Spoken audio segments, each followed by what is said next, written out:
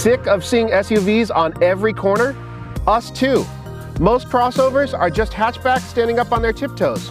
Nearly all look alike, and the majority aren't even all-wheel drive. So why not just buy a hatchback? We've gathered 3 of our favorites here so that you can see why this cheaper, more efficient body style may actually be more fun to own. We've lived without a Civic hatchback for years, so we thought we'd wheel out the segment's best driver to see if it's up to the Honda's challenge. Mazda's 3 isn't exactly new, but it's aging particularly gracefully. And just to keep these two honest, we've brought along Chevy's new Cruze hatch. It bundles great cabin tech and solid refinement in a grown-up wrapper. Because buyers overwhelmingly do too, we've passed on testing more entertaining manual transmission models, specifying automatics instead. But because we're Roadshow by CNET, we've checked off every bit of interior and safety tech that you can order, so that we can push all the buttons and tell you what's worth it and what's not.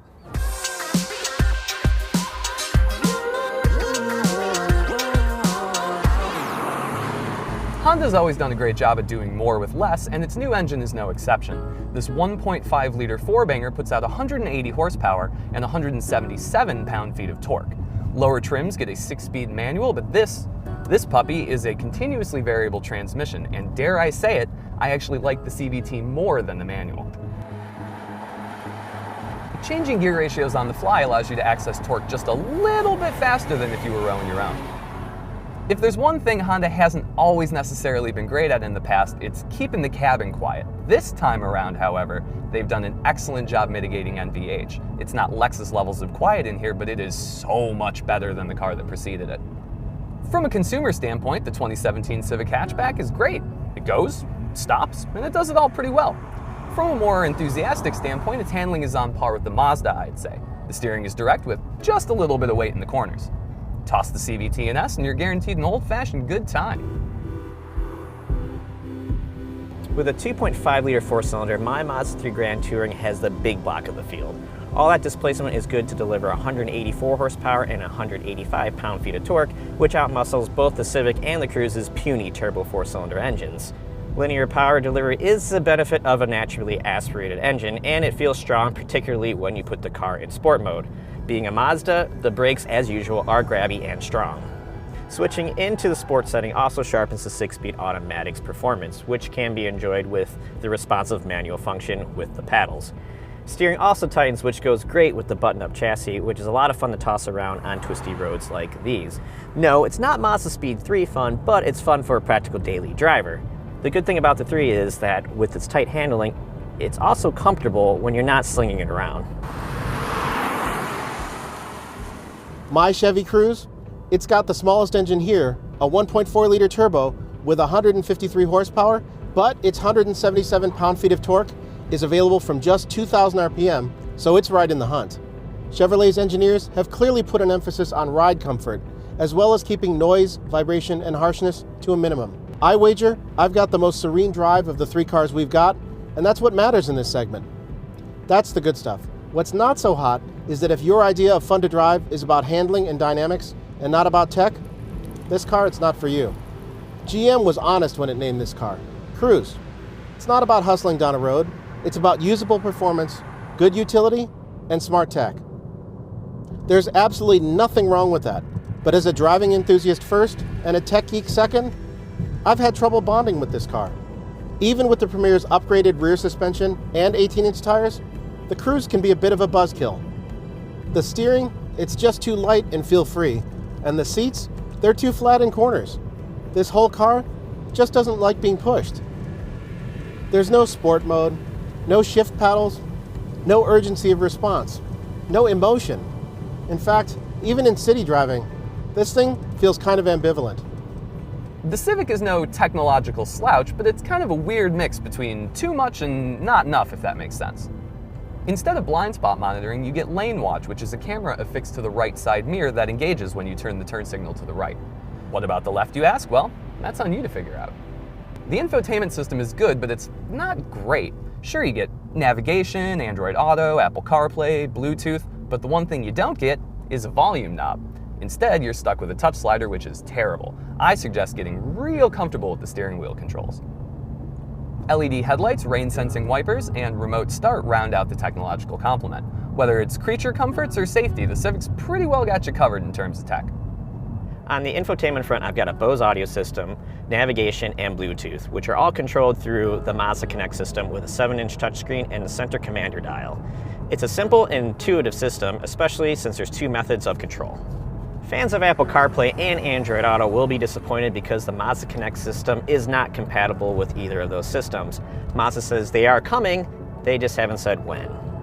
There's a lot of safety tech on the menu too, including adaptive cruise control, lane keep assist, automatic emergency braking, and a heads-up display, which the other 2 don't have.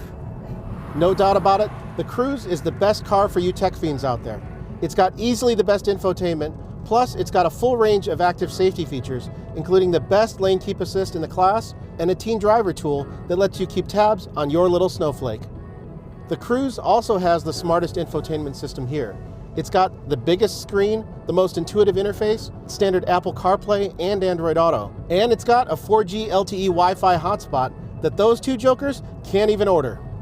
What's missing? In a word, headlights. You can't get any kind of HID system. To me, that's a sin. Lights are my #1 safety feature, and these halogens, they just don't cut it. At 25.7 cubic feet, the trunk space in the Civic hatch is the largest of the group by a country mile. Drop the rear seats down, however, and at 46.2 cubic feet, it somehow becomes the smallest of the group. The Civic looks the largest of the group, and it feels the largest. A shallow dashboard makes it feel like you're getting every available inch of interior space. Its fuel economy is good, but not great. At 30 mpg city and 36 mpg highway, it beats the other 2 in the city, but loses out to them on the highway by about 1 or 2. The Mazda 3 comes in last in cargo with the rear seats up with 20.2 cubic feet, but actually with the rear seats down, it's second biggest with 47.1 cubic feet. As for passenger space, up front it's roomy with comfortable and supportive seats, while the back seat has good ingress and egress, enough room for 2 adults and 3 for short trips. What the 3 does give up to the other 2 is fuel economy, with a 26 mile per gallon city and 35 mile per gallon highway rating. Of these 3 cabins, the Cruze's is the friendliest. It's got the easiest to read gauges, the easiest to use controls. There's not much of a learning curve here. It all just works. I only wish that there was less hard plastic and more seat bolstering.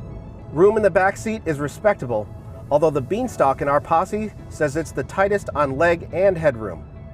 Cargo space checks in at nearly 25 cubes with the back seats up and over 47 with them folded. All 3 of these cars are so closely matched on fuel economy that out here in the real world, it's splitting hairs. The Cruze's figures are listed at 29 city, 38 highway, although my wider tired Premier drops slightly to 28 and 37. These are urban warriors, so why are we taking them to a cone course? Because exercises like this aren't just entertaining, they're a microcosm of the cut and thrust urgency and maneuverability that rules everyday traffic. Translation, if they work out here, they'll be competent and fun on the street. We don't have the room for a proper quarter-mile drag race, but these cars are all about stoplight to stoplight supremacy anyhow. So let's do the world's shortest drag race.